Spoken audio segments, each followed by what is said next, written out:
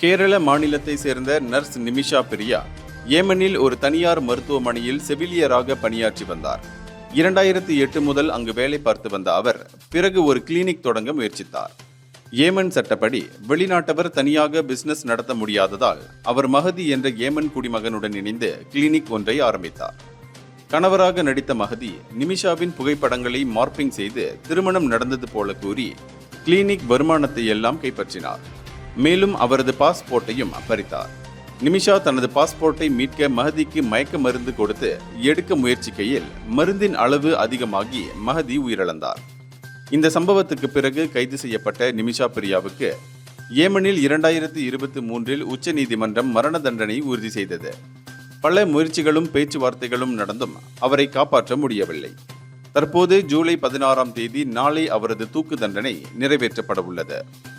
இந்தியர்களின் இதய குரல் மக்களோசை.